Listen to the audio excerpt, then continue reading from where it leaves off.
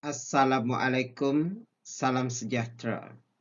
Video ini dibuat khusus untuk membantu pelajar tingkatan 6 yang bakal menduduki peperiksaan semester 1 bagi Bahasa Melayu Kertas 1 910/1. Saya sedar dan amat bersimpati dengan semua pelajar kerana anda semua menghadapi banyak rintangan dalam pembelajaran disebabkan pandemik COVID-19. Namun begitu, jangan jadikan semua ini sebagai satu alasan untuk kita menyerah kalah. Yakinlah, anda semua boleh mendapat grade A dalam subjek Bahasa Melayu STPM Kertas 1 semester 1 dengan bantuan guru-guru yang berdedikasi di seluruh negara.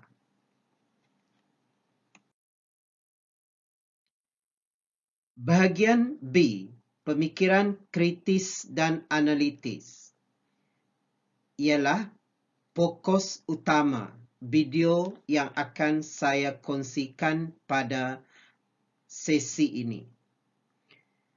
Bahagian B biasanya dimulakan dengan sebuah petikan yang panjangnya antara 350 patah perkataan hingga 400 patah perkataan.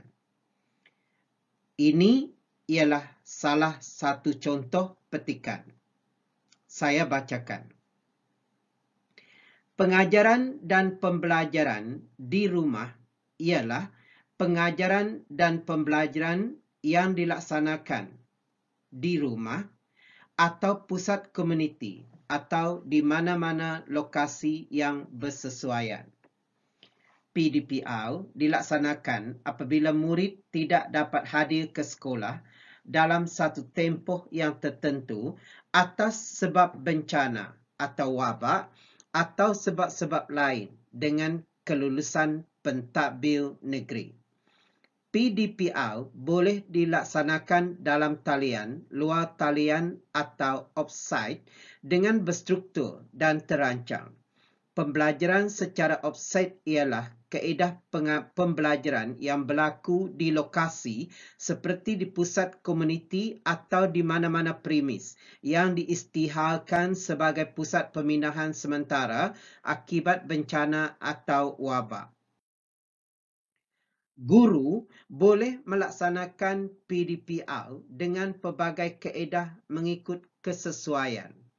PDPR secara dalam talian berlaku apabila terdapat capaian internet dan penggunaan peranti yang membolehkan murid belajar secara bersemuka. Guru boleh melaksanakan PDPR melalui pelantar pembelajaran seperti Digital Educational Learning Initiative Malaysia Delima, CikguTube, EduTV dan aplikasi media sosial. Guru juga boleh menggunakan aplikasi seperti Google Meet dan Microsoft Teams secara lintas langsung. Selain itu, PDPR boleh dilaksanakan menggunakan e-permainan, video, klip audio, e-buku, rakaman atau tugasan dalam talian.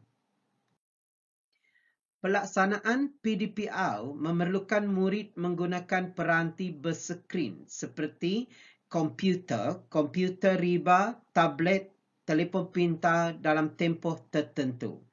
Masa penggunaan peranti ini dikenali sebagai tempoh layar murid. World Health Organization WHO mencadangkan tempoh layar murid berdasarkan tahap persekolahan, iaitu prasekolah selama 1 jam, murid sekolah rendah selama 1 hingga 2 jam, murid sekolah menengah rendah selama 2 hingga 3 jam, dan murid menengah atas selama 3 hingga 4 jam. Guru perlu menetapkan tempoh masa layar yang bersesuaian dengan mengambil kira pandangan ibu bapa atau penjaga. PDPR secara luar talian berlaku apabila murid belajar menggunakan peranti seperti komputer, komputer riba, tablet atau telefon pintar tanpa capaian internet. Pembelajaran juga boleh berlaku apabila murid belajar menggunakan buku teks atau bahan pembelajaran lain. Ibu bapa berperanan penting dalam memastikan PDPR berjaya. Mereka mesti membantu anak mendapatkan maklumat berkaitan sesi PDPR ataupun tugasan kerja rumah yang diberikan guru. Ibu bapa juga harus membantu anak mengakses Delima, TV Pendidikan, EduWeb TV dan Cikgu Tiu. Pentadbir sekolah juga harus proaktif bagi memastikan PDPR dilaksanakan dengan berkesan. Berdasarkan petikan itu tadi, terdapat soalan pemahaman yang diperuntukkan sebanyak 10 markah. Pelajar mesti target mereka dapat 8 daripada 10 atau 10/10 markah sebab kebanyakan soalan adalah berdasarkan kepada petikan tersebut. Contoh, soalan pemahaman berdasarkan petikan yang saya bacakan tadi, soalan 21, biasanya soalan untuk bahagian pemikiran kritis dan analitis ini bermula daripada 21 kerana soalan 1 hingga 20 ialah soalan aneka pilihan. Okey, contoh soalan.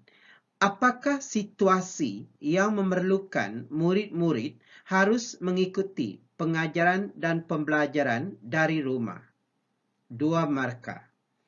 Nyatakan peranan yang harus dimainkan oleh ibu bapa bagi memastikan anak-anak mereka dapat mengikuti PDPR dengan berkesan. 3 markah.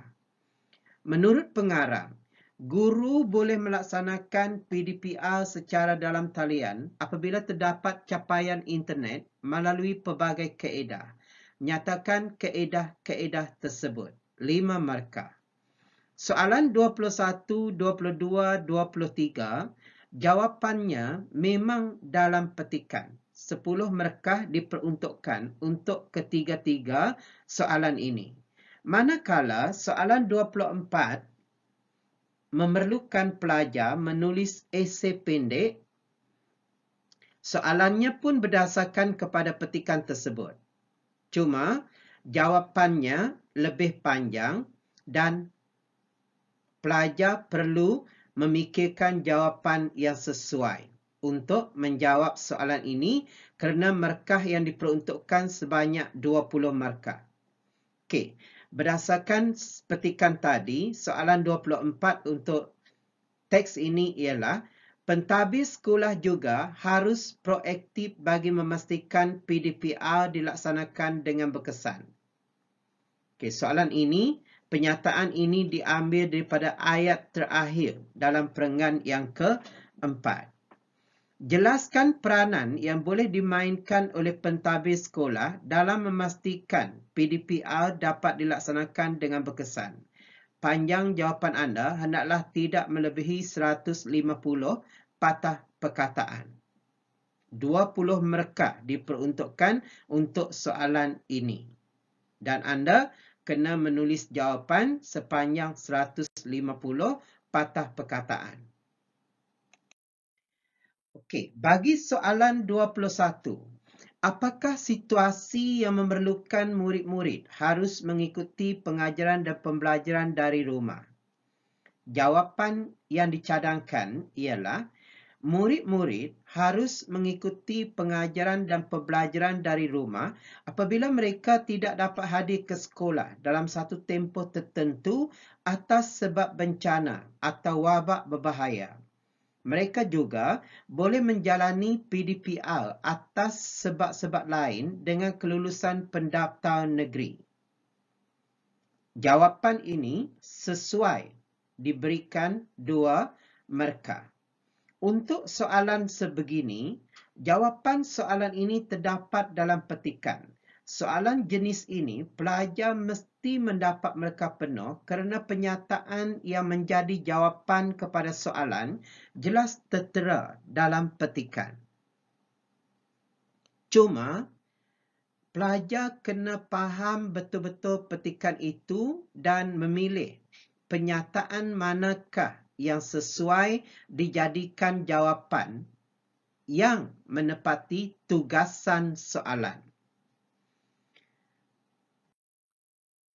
Ini ialah contoh jawapan untuk soalan 21 ialah dalam perenggan yang pertama. Perenggan 1. Okey. Kita pergi kepada soalan 22. Nyatakan peranan yang harus dimainkan oleh ibu bapa bagi memastikan anak-anak mereka dapat mengikuti PDPR dengan berkesan. 3 markah. Maknanya pelajar kena memberi 3 isi dalam jawapan itu untuk mendapat markah penuh. Okey, contoh jawapan. PDPR dapat memberi kesan yang positif terhadap pembelajaran anak-anak sekiranya ibu bapa membantu mereka mendapat maklumat berkaitan sesi PDPR ataupun tugasan kerja rumah yang diberikan guru.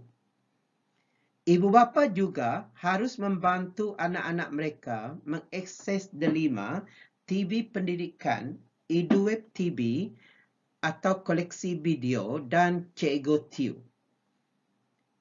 Ibu bapa hendaklah menyediakan kelengkapan yang cukup bagi membolehkan anak-anak mereka mengikuti PDPR secara dalam talian seperti peranti berskrin seperti komputer, komputer riba, tablet dan telefon pintar. Untuk menjawab soalan begini pun, jawapan soalan ini terdapat dalam petikan.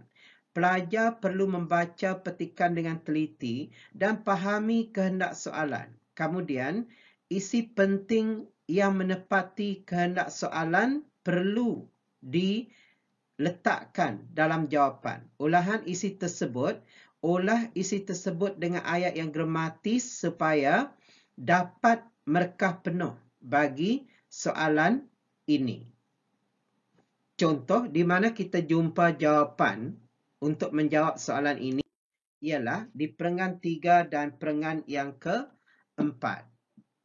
Perenggan 3 ayat pertama dan di perenggan yang keempat.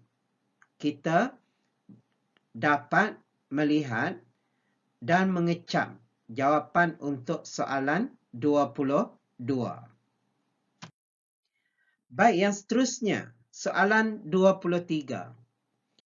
Menurut pengarang, guru boleh melaksanakan PDPR secara dalam talian apabila terdapat capaian internet melalui pelbagai kaedah. Nyatakan kaedah-kaedah tersebut.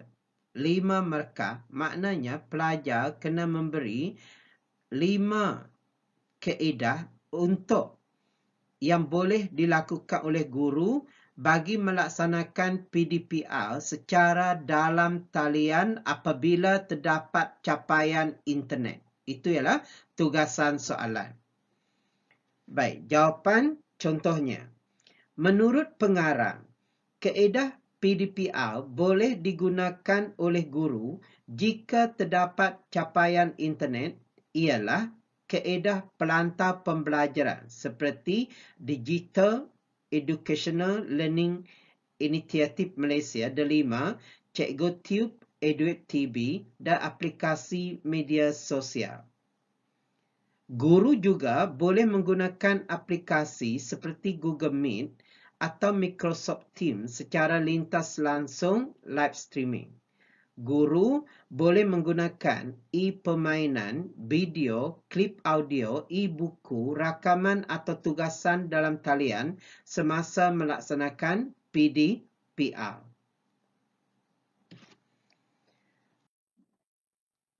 Ini ialah jawapan soalan 23 terdapat dalam perenggan yang kedua. Baik. Soalan seterusnya ialah soalan esei pendek berdasarkan pemahaman calon terhadap petikan.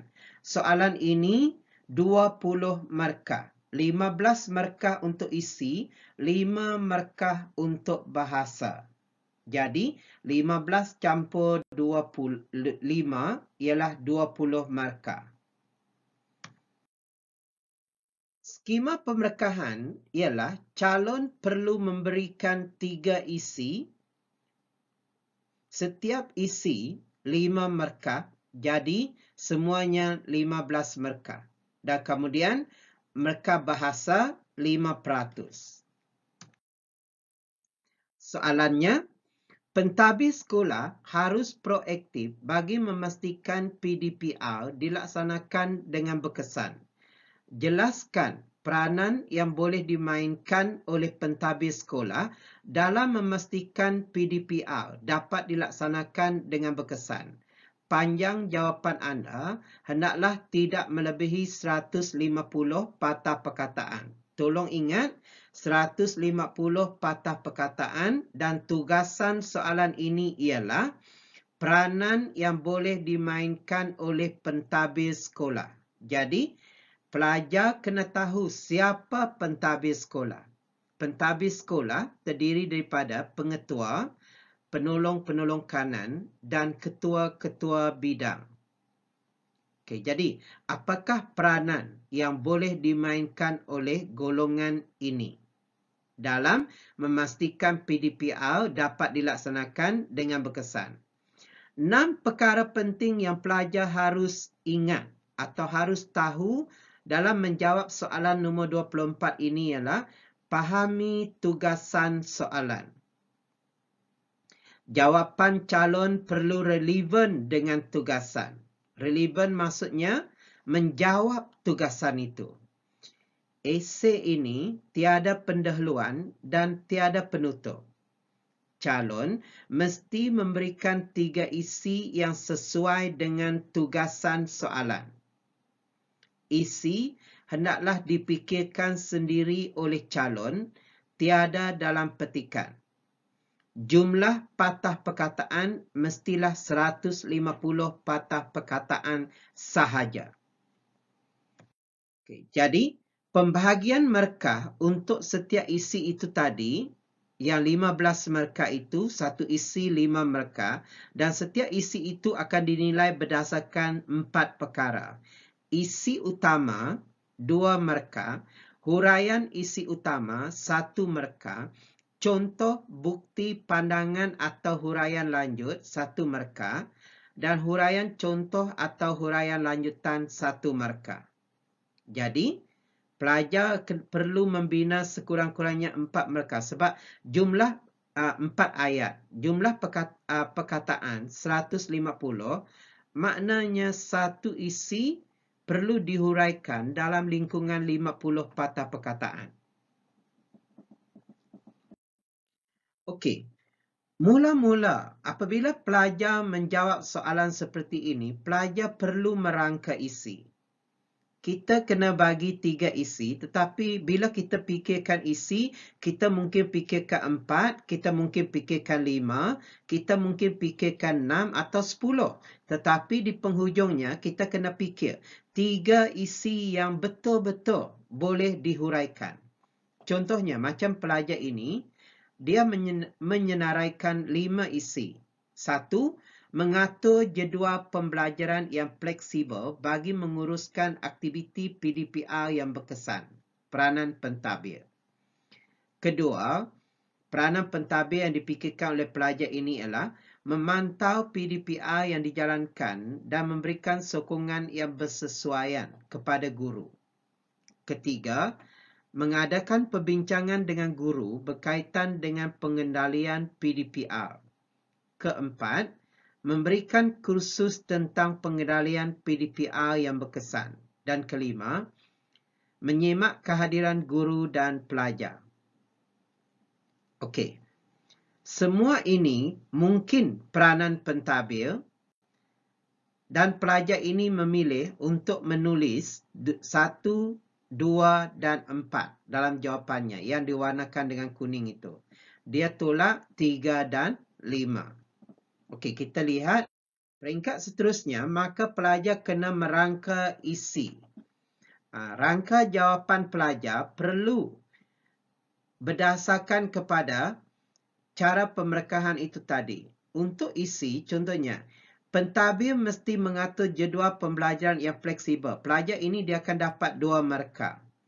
Supaya guru dapat melaksanakan PDPR dengan lancar dan berkesan, untuk huraian ini, dia akan dapat 1 markah. Contoh, menyusun jadual mengikut option guru berdasarkan jumlah jam mengajar dan beban tugas guru, 1 markah.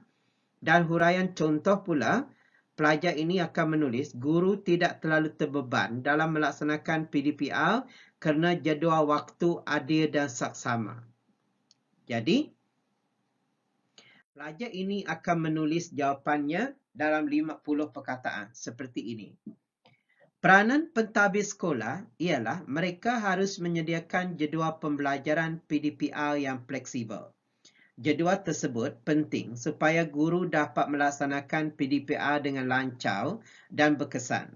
Sebagai contohnya, penolong kanan pentadbiran perlu menyusun jadual waktu berdasarkan option guru, jumlah jam mengajar setiap subjek dan beban tugas guru. Dengan ini, guru tidak terlalu terbeban dalam melaksanakan PDPR kerana jadual waktu disediakan dengan adil dan saksama. Huraiannya lancar dan terdapat koheren dan kohesi dan fakta yang diberikan tepat. Jadi, pelajar ini dia akan mendapat 5 markah dalam perenggan ini. Perenggan 1. Okey, untuk perenggan 2 pun, kita kena fikirkan rangka seperti tadi.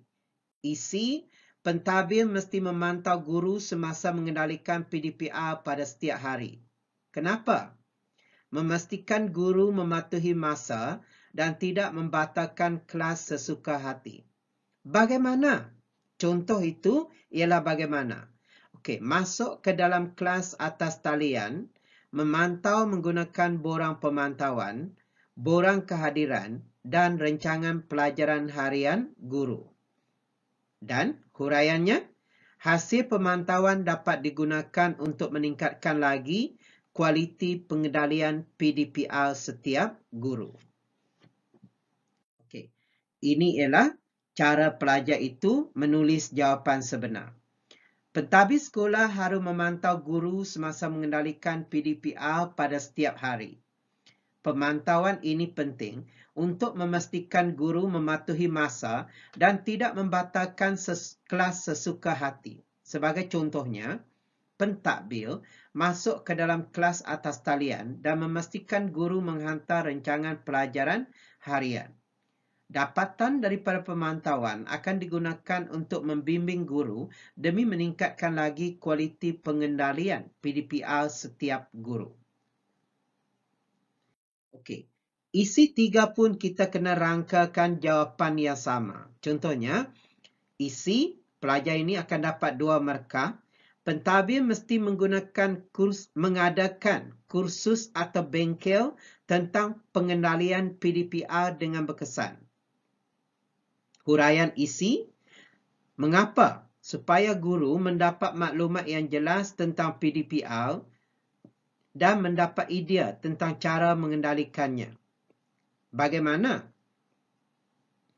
Pentadbir mengadakan bengkel penggunaan Google Meet atau Google Form supaya para guru boleh menggunakan aplikasi tersebut semasa PDPR.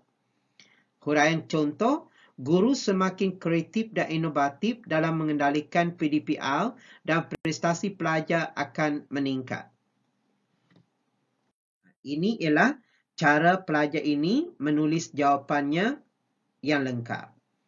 Pentadbir sekolah mesti mengadakan kursus atau bengkel tentang pengendalian PDPR dengan berkesan. Dengan ini, para guru dapat mendapat maklumat dan idea tentang cara pengendalian PDPR. Sebagai contohnya, pentadbir boleh mengadakan bengkel penggunaan Google Meet dan Google Form supaya para guru boleh menggunakan aplikasi tersebut semasa PDPR. Guru menjadi semakin kreatif dan inovatif dalam mengendalikan PDPR dan impaknya prestasi pelajar akan meningkat. Ini ialah contoh gambaran jawapan sebenar pelajar. Jawapan sebenar pelajar, jawapannya hanya ada 3 perenggan, tiada pendahuluan, tiada penutup. Dan jumlah perkataan mestilah tidak melebihi 150 patah perkataan. Kalau pelajar menjawab lebih daripada 150, mereka hanya akan diberikan sampai perkataan yang ke-150. Yang selebihnya tidak akan diberikan pemerkahan. Okey. Jadi, pelajar yang mahu mendapat grade yang baik perlulah mematuhi arahan yang dikehendaki untuk soalan ini. Dan bahagian soalan ini sebenarnya 20 markah. Kalau kita lihat peruntukan markah untuk kerangan 50 markah, untuk esei pendek ini 20, 70 markah daripada 2 soalan ini sahaja. Dan kalau pelajar mendapat 10 markah untuk soalan pemahaman tadi, maka 80 markah untuk soalan ini. Manakala 20 markah lagi ialah daripada soalan aneka pilihan. Jadi, kalau pelajar betul-betul menguasai teknik menjawab kerangan dan teknik menjawab esei pendek ini, kemungkinan peluang untuk pelajar mendapat grade A amat cerah kerana kedua-dua markah ini membawa peruntukan markah yang lebih daripada 70% dalam Bahasa Melayu STPM Kertas 1 semester 1 ini. Jadi, pelajar perlu berlatih macam mana kita nak fikirkan, kita kembali semula ke nak fikirkan isi yang tepat dan kemudian kita kena bagi isi, huraian isi, contoh, huraian contoh untuk menjawab esei pendek itu tadi. Pada masa yang sama, pelajar janganlah banyak melakukan kesalahan sintaksis. Kerana setiap kesalahan sintaksis akan diberikan potongan markah. Jadi, kalau boleh pelajar bina ayat yang macam contoh tadi, kebanyakan soalan yang dibina oleh jawapan ayat yang dibina oleh pelajar itu tidak ada kesalahan sintaksis dan ayatnya semua jelas dan tepat.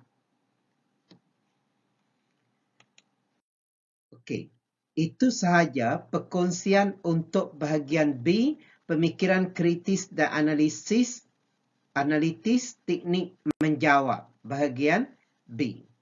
Saya ucapkan semoga berjaya kepada semua calon Bahasa Melayu Kertas 1 910/1. Sekian, terima kasih.